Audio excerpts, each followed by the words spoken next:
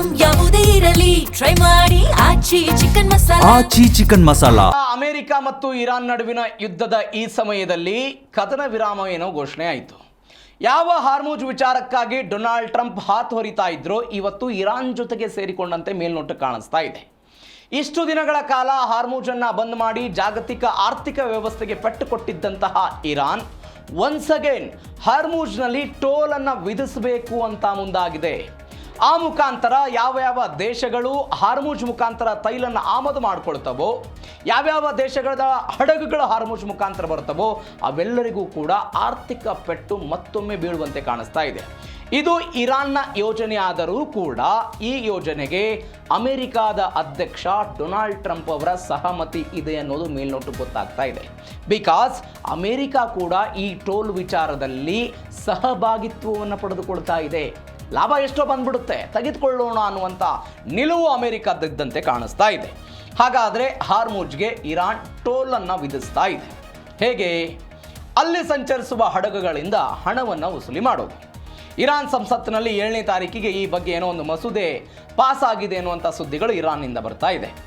ಇಲ್ಲಿ ಬರುವಂಥ ಹಣದಿಂದ ಇರಾನನ್ನು ಮತ್ತೆ ಪುನರಪಿ ಕಟ್ಟಬೇಕು. ಏನೇನು ನಾಶ ಆಗಿದೆ, ಮೂಲಸೌಕರ್ಯಗಳ ನಾಶ ಆಗಿದೆ, ಅದಾದ ನಂತರ ಅನೇಕ ತೈಲ ನಿಕ್ಷೇಪಗಳು ಅವರದ್ದು ಹಾನಿಯಾಗಿದ್ದನ್ನು ನೋಡಿದ್ದೀವಿ, ಅದಾದ ನಂತರ ಅವರ ಸೇತುವೆಗಳು ಮುರಿದು ಬಿದ್ದಿದ್ದನ್ನು ನೋಡಿದ್ದೀವಿ.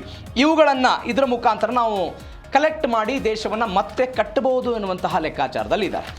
ಇದರಲ್ಲಿ ಒಂದು ಇರಾನ್ ಆಲೋಚನೆ ಮಾಡ್ತಾ ಇರೋದು, ಹೀಗೆ ಹೋಗುವಂತಹ ಅಂದರೆ ತಿಂಗಳಿಗೆ 3,000 ಹಡಗುಗಳು ಇದರಲ್ಲಿ ಹಾದು ಹೋಗುತ್ತೆ. ನೀವು ಜಸ್ಟ್ ಇಮ್ಯಾಜಿನ್, ಈಗ ಬರ್ತಾ ಇರುವಂಥ ಅಂದಾಜಿನ ಪ್ರಕಾರ $50 ಬಿಲಿಯನ್ನಿಂದ $80 ಬಿಲಿಯನ್ ಹಣವನ್ನು ಇರಾನ್ ಈ ಜಲಸಂಧಿಯ ಮುಖಾಂತರ ಗಳಿಸಬಹುದಂತೆ. ವರ್ಷಕ್ಕೆ $50 ಬಿಲಿಯನ್ನಿಂದ $80 ಬಿಲಿಯನ್. 300 ಹಡಗುಗಳು ಸಂಚಾರ ಆಗುವಂತಹ ಜಾಗ ಇದು. ಇದರ ಜೊತೆಗೆ ಅವ್ರು ಏನು ಮಾಡ್ತಿದ್ದಾರೆ, ಡಾಲರ್ ಮೌಲ್ಯದಲ್ಲಿ ಹಣವನ್ನು ತೆಗೆದುಕೊಳ್ಳೋದಿಲ್ಲ. ಬಿಕಾಸ್ ಅಮೆರಿಕಾದ ಜೊತೆಗೆ ಇವರ ಕದನ ಇರೋದನ್ನು ನೋಡ್ತಾ ಇದ್ದೀವಿ. ಹೀಗಾಗಿ ಅವ್ರು ಏನು ಹೇಳ್ತಾ ಇದ್ದಾರೆ, ಚೀನಾದ ಕರೆನ್ಸಿ ಆಗಿರುವಂಥ ಇವಾನ್ ಅಥವಾ ಬಿಟ್ ಕಾಯಿನ್ ಅಂದರೆ ಕ್ರಿಪ್ಟೋ ಕರೆನ್ಸಿ ಅಂತ ಏನು ಹೇಳ್ತೀವಿ, ಅದರ ಮುಖಾಂತರ ಹಣವನ್ನು ಗಳಿಕೆ ಮಾಡಿಕೊಂಡು ಒಂದು ಹಡಗಿಗೆ 2 ಮಿಲಿಯನ್ ಹಣವನ್ನು ವಿಧಿಸುವುದಕ್ಕೆ ಇರಾನ್ ಮುಂದಾಗ್ತಾ ಇದ್ದಾರೆ. ಇದರ ಭಾಗವಾಗಿ ಟೋಲ್ ವಿಧಿಸುವಂತಹ ಕುರಿತು ಇರಾನ್ನ ಸಂಸತ್ತಿನಲ್ಲಿ ಚರ್ಚೆ ಆಗಿದೆ, ಮಸೂದೆ ಪಾಸ್ ಆಗಿದೆ ಅನ್ನುವಂಥ ಸುದ್ದಿ ಬರ್ತಾ ಇದೆ. ಒಂದು ವೇಳೆ ಇದೇನಾದರೂ ಜಾರಿಗೆ ಬಂದುಬಿಟ್ರೆ ಆರ್ಥಿಕ ವ್ಯವಸ್ಥೆಗಳೇನಾಗುತ್ತೆ, ಭಾರತ ಸೇರಿದಂತೆ ಬೇರೆ ಬೇರೆ ದೇಶಗಳ ಆರ್ಥಿಕ ಪರಿಸ್ಥಿತಿಗಳೇನಾಗುತ್ತೆ? ಹಾಗಾದರೆ ಈ ಟೋಲ್ ಕಾನೂನು ಬದ್ಧವೇ? ಇಂಥದ್ದೊಂದು ಪ್ರಶ್ನೆ ನೆಕ್ಸ್ಟ್ ಬಂದೇ ಬರುತ್ತೆ. ಈಗ ರಸ್ತೆಗಳಲ್ಲಿ ನಾವು ಟೋಲ್ ಕೊಟ್ಟು ಹೋಗ್ತೀವಿ, ರಸ್ತೆಗಳಿಗೆ ದೇಶದಲ್ಲಿ ಈ ಹಡಗುಗಳಿಗೂ ಕೂಡ ಟೋಲ್ ಕೊಡೋದು ಕಡ್ಡಾಯವೇ? ಏನು ಹೇಳುತ್ತೆ, ಅಂತಾರಾಷ್ಟ್ರೀಯ ಜಲಮಾರ್ಗಗಳಲ್ಲಿ ಶುಲ್ಕ ವಿಧಿಸೋದು ಕಾನೂನು ಬಾಹಿರ. ಹೇಗೆ ರಸ್ತೆಗಳಿಗೆ ಕೆಲವೊಂದಿಷ್ಟು ನಿಯಮ ಇದೆಯೋ ಅದೇ ರೀತಿಯಾಗಿ ಸಾಗರಕ್ಕೂ ಕೂಡ ಕೆಲವೊಂದಿಷ್ಟು ನಿಯಮಗಳಿದೆ. ಅದಕ್ಕಾಗಿಯೇ ಕೆಲವೊಂದಿಷ್ಟು ನಿಯಮಗಳನ್ನು ಮಾಡಿಕೊಂಡಿದ್ದಾರೆ. ಇದು ಅಂತಾರಾಷ್ಟ್ರೀಯ ನಿಯಮಗಳ ಉಲ್ಲಂಘನೆ ಆಗಿಬಿಡುತ್ತೆ. ಯಾವುದೇ ಕಾರಣಕ್ಕೂ ಹಣವನ್ನು ವಿಧಿಸಬಾರದು ಅಂತ. ಆರ್ಟಿಕಲ್ 42ರ ಪ್ರಕಾರ ಶುಲ್ಕವನ್ನು ವಸೂಲಿ ಮಾಡುವಂತಿಲ್ಲ. ಆರ್ಟಿಕಲ್ 44ರ ಪ್ರಕಾರ ಹಡಗುಗಳ ಸಂಚಾರಕ್ಕೆ ಅಡ್ಡಿಪಡಿಸುವಂತಿಲ್ಲ. ನಾನು ಮೊನ್ನೆಯೂ ಕೂಡ ಇದ್ರ ಬಗ್ಗೆ ಹೇಳಿದ್ದೆ. ಯಾವುದೇ ಕಾರಣಕ್ಕೂ ಹಡಗುಗಳನ್ನು ನಾವು ಕಟ್ಟೆ ಹಾಕ್ತೀವಿ, ಯಾವುದೇ ಕಾರಣಕ್ಕೂ ಬಿಡೋದಿಲ್ಲ, ಯಾವುದೂ ಕೂಡ ಇಲ್ಲ ಈ ನಿಯಮದಲ್ಲಿ. ಆದರೆ ವಿಪರ್ಯಾಸ ಅಂತ ಹೇಳಿದರೆ ಆರ್ಟಿಕಲ್ 42 ಮತ್ತು ಆರ್ಟಿಕಲ್ 44ಗೆ ಅಮೆರಿಕ ಮತ್ತು ಇರಾನ್ ಯಾವುದೇ ಕಾರಣಕ್ಕೂ ಸಹಿಗಳನ್ನೇ ಹಾಕಿಲ್ಲ. ಅವ್ರಿಗದೊಂದು ಪ್ಲಸ್ ಪಾಯಿಂಟ್ ಇದೆ, ನಾವು ಈ ಒಪ್ಪಂದಕ್ಕೆ ಸಹಿ ಹಾಕಿಲ್ಲ ಅಂತ ಅವ್ರು ಹೇಳ್ಬೋದು. ಆ ಮುಖಾಂತರ ಇದಕ್ಕೆ ಟೋಲನ್ನು ವಿಧಿಸೋದಕ್ಕೆ ಸಾಧ್ಯತೆ ಇದೆ. ಎರಡನೇ ಆಪ್ಷನ್ ಇರಾನ್ ಹತ್ರ ಇರೋದು, ಹೆಂಗೆ ವಿಧಿಸಬಹುದು ಟೋಲ್ ಅನ್ನೋದಕ್ಕೆ ಎರಡನೇ ಆಪ್ಷನ್ ಇರೋದು, ಸೇವೆಗಳ ಹೆಸರಿನಲ್ಲಿ ಶುಲ್ಕವನ್ನು ವಿಧಿಸೋದಕ್ಕೆ ಅವಕಾಶವನ್ನು ಕೊಟ್ಟಿದೆ ಅಂತಾರಾಷ್ಟ್ರೀಯ ಸಾಗರ ಕಾನೂನು. ಅದರಲ್ಲಿ ಅವರು ಹೇಳ್ತಾರೆ, ಕಡಲ ಭದ್ರತೆ, ಪರಿಸರ ಸಂರಕ್ಷಣೆ ಮತ್ತು ಹಡಗುಗಳ ಸುರಕ್ಷತೆಯ ಸೇವೆಯ ಹೆಸರಲ್ಲಿ ಹಣವನ್ನು ತೆಗೆದುಕೊಳ್ಳಬಹುದು. ಹೆಂಗೆ?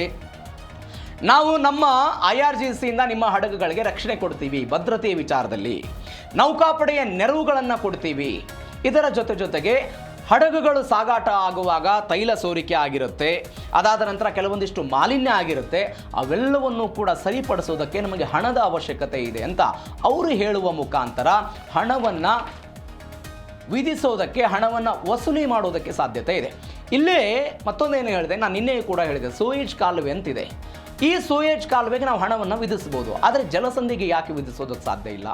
ಕಾಲುವೆ ಅನ್ನೋದು ಮಾನವ ನಿರ್ಮಿತವಾದಂಥದ್ದು. ಮಾನವ ನಿರ್ಮಿತ ಆಗಿರೋ ಕಾರಣಕ್ಕಾಗಿ ಇಲ್ಲಿ ಹಣವನ್ನು ವಸೂಲಿ ಮಾಡಬಹುದು ಅದರ ಪಕ್ಕದಲ್ಲಿರುವಂತಹ ದೇಶಗಳು. ಆದರೆ ಜಲಸಂಧಿ ನೈಸರ್ಗಿಕವಾಗಿರುವಂಥದ್ದು, ಈ ಕಾರಣಕ್ಕಾಗಿ ಇಲ್ಲಿ ಹಣವನ್ನು ವಿಧಿಸೋದಕ್ಕೆ ಸಾಧ್ಯ ಇಲ್ಲ ಅಂತ ಅಂತಾರಾಷ್ಟ್ರೀಯ ಸಾಗರ ನಿಯಮಗಳು ಹೇಳುತ್ತೆ. ಹಾಗಾದರೆ ಹಾರ್ಮುಜ್ ಬಂದ್ನ ಪರಿಣಾಮಗಳು ಏನಾಗುತ್ತೆ, ಏನೇನಾಗ್ಬೋದು? ಜಗತ್ತಿನ ತೈಲ ಪೂರೈಕೆ ಜೀವನಾಡಿ ಇದು. 20% ತೈಲ ಇದರಿಂದನೇ ಹೋಗ್ತಾ ಇದೆ. 90% ಭಾರತವು ಕೂಡ ಇದೇ ಮಾರ್ಗದಿಂದ ನಾವು ತೈಲವನ್ನು ತರಿಸ್ಕೊಳ್ತೀವಿ. ಮಧ್ಯಪ್ರಾಚ್ಯದ ಎಲ್ಲ ದೇಶಗಳಿಂದ ತೈಲ ಏನು ರಫ್ತಾಗುತ್ತೆ ಅದೆಲ್ಲವೂ ಕೂಡ ಇದೇ ಮಾರ್ಗಕ್ಕೆ ಹೋಗುತ್ತೆ. ಪರ್ಯಾಯ ಮಾರ್ಗಗಳ ಕೊರತೆ ಉಂಟಾಗುತ್ತೆ. ಜಲಸಂಧಿ ಬಂದಾದರೆ ಹೇಗೆ ಮೊನ್ನೆ $140 ತನಕ ಹೇಗೆ ಕಚ್ಚಾ ತೈಲ ಹೋಗಿತ್ತು ಅದೇ ರೀತಿಯಾಗಿ ಕಚ್ಚಾ ತೈಲ ಹೋಗುತ್ತೆ. ಜಾಗತಿಕ ಹಣದುಬ್ಬರ ಸಹಜವಾಗಿ ಆಗೇ ಆಗುತ್ತೆ. ಅದು ಅಮೆರಿಕಕ್ಕೂ ಕೂಡ ದೊಡ್ಡ ಮಟ್ಟದ ಹೊಡೆತ ಬೀಳುತ್ತೆ.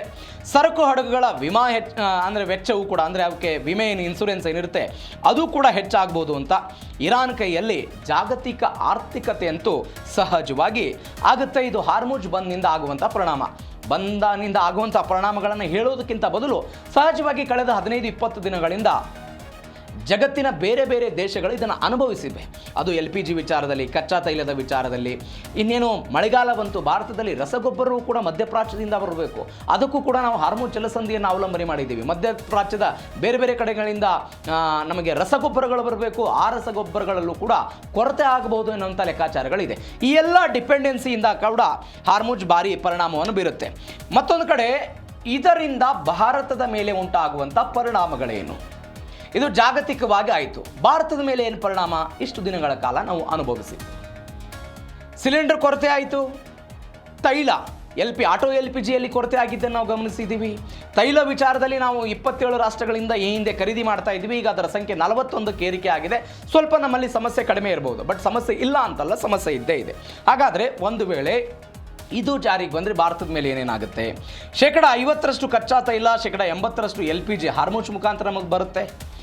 ನಿತ್ಯವೂ ಕೂಡ 10-12 ಟ್ಯಾಂಕರ್ಗಳು ಹಾರ್ಮುಜ್ ಮುಖಾಂತರ ಭಾರತಕ್ಕೆ ಬರೋದು. ಇವೆಲ್ಲವೂ ಕೂಡ ಹೆಚ್ಚು ವೆಚ್ಚವನ್ನು ಮಾಡಬೇಕಾಗುತ್ತೆ. ಅಲ್ಲಿ ಟೋಲ್ಗಳನ್ನು ಕಟ್ಟಬೇಕಾಗುತ್ತೆ. ಪ್ರತಿ ನೌಕೆಗೆ 18 ಕೋಟಿ ರೂಪಾಯಿನಂತೆ ನಿತ್ಯ 180ರಿಂದ 200 ಕೋಟಿ ರೂಪಾಯಿ ಟೋಲನ್ನು ಕಟ್ಟೋದಾದರೆ ಭಾರತದಲ್ಲಿ ತೈಲದ ದರ ಏನಾಗಬಹುದು? ಒಂದು ಕಡೆ ಕಚ್ಚಾ ತೈಲದ ದರ ನಿಮಗೆ ಇಳಿಕೆ ಆದರೂ ಕೂಡ ಅದರ ಎಫೆಕ್ಟ್ ಜನರಿಗೆ ಏನು ಕೂಡ ಸಿಗಲ್ಲ. ಈಗ ದೇಶದಲ್ಲಿ ಇರುವಂಥ ವಾದ ಏನು? ಈ ಹಿಂದೆ ಬೇರೆ ಬೇರೆ ಸರ್ಕಾರಗಳಿದ್ದಂತಹ ಸಮಯದಲ್ಲಿ ಕಚ್ಚಾ ತೈಲದ ದರ ಏರಿಕೆ ಆಗಿತ್ತು. ಹೀಗಾಗಿ ಪೆಟ್ರೋಲ್ ದರ ಏರಿಕೆ ಆಗಿತ್ತು, ಡೀಸೆಲ್ ದರ ಏರಿಕೆ ಆಗಿತ್ತು.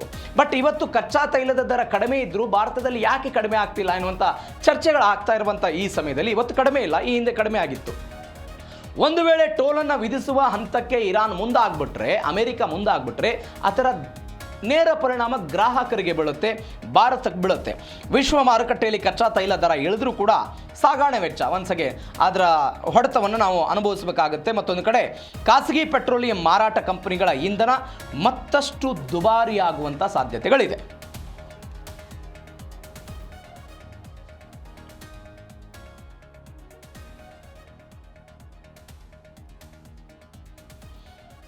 ಹಾಗಾದರೆ ಹಾರ್ಮುಜ್ಗೆ ಟೋಲ್ ವಿಧಿಸೋದಕ್ಕೆ ಟ್ರಂಪ್ ಯಾಕೆ ಬೆಂಬಲ ಕೊಟ್ಟರು? ಯಾವ ಕಾರಣಕ್ಕಾಗಿ? ಇದು ಮಧ್ಯಪ್ರಾಚ್ಯದ ಸುವರ್ಣ ಯುಗ ಅಂತ ಟ್ರಂಪ್ ಹೇಳ್ತಾ ಇರೋದು. ನೋಡಿ, ಹಾರ್ಮುಜ್ ಯಾರ್ಯಾರಿಗೆ ಬೇಕು ಅವರವರು ಅದ್ರ ಬಗ್ಗೆ ಹೋರಾಡಿ ಯುದ್ಧ ಮಾಡಿ ಅಂತ ಹೇಳಿದಂಥ ಟ್ರಂಪ್ ಇವತ್ತು ಹೇಳ್ತಾ ಇದ್ದಾರೆ ಇದು ಮಧ್ಯಪ್ರಾಚ್ಯದ ಸುವರ್ಣ ಯುಗ. ಹಾರ್ಮುಜ್ ಸುಂಕದಲ್ಲಿ ಅಮೇರಿಕಾದವರು ಪಾಲನ್ನು ಕೇಳ್ಬಿಟ್ಟಿದ್ದಾರೆ.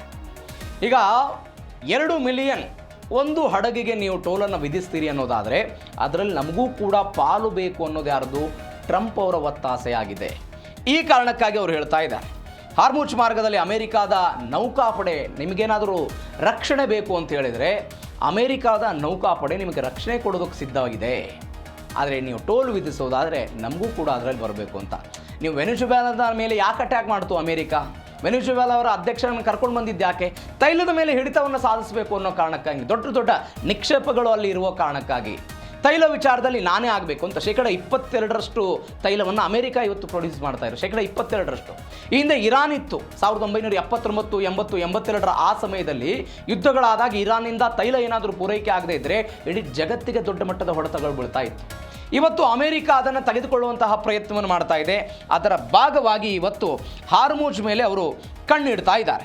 ಹೀಗಾಗಿನೇ ಅವರು ಭಾರಿ ಹಣ ಬರುತ್ತೆ, ಆ ಹಣದಿಂದ ನಮಗೂ ಆಗುತ್ತೆ ಇವ್ರಿಗೂ ಆಗುತ್ತೆ ಅಂತ ಇರಾನ್ ಮೇಲೆ ದಾಳಿ ಮಾಡಿದ್ದಾರೆ. ಇರಾನ್ ಆರ್ಥಿಕವಾಗಿಯೂ ಕೂಡ ಕೆಲವೊಂದಿಷ್ಟು ಸಮಸ್ಯೆಯನ್ನು ಅನುಭವಿಸಿದೆ, ಮೂಲಭೂತ ಸೌಕರ್ಯಗಳಲ್ಲೂ ಕೂಡ ಕೈಕೊಟ್ಟು ಹೋಗ್ಬಿಟ್ಟಿದೆ. ಅವರಿಗೆ ಒಂದು ದೇಶವನ್ನು ಕಟ್ಕೊಳ್ಳೋದಕ್ಕೆ ಒಂದು ಎಕಾನಮಿಕ್ ಸೋರ್ಸ್ ಬೇಕಾಗಿದೆ. ಆ ಎಕಾನಮಿಕ್ ಸೋರ್ಸ್ ಇರಾನ್ಗೆ ಸಿಕ್ಕರೆ ಇತ್ತ ಟ್ರಂಪ್ ಅವರು ಕೂಡ ಈ ವಿಚಾರದಲ್ಲಿ ಇದ್ದಾರೆ. ಈಗ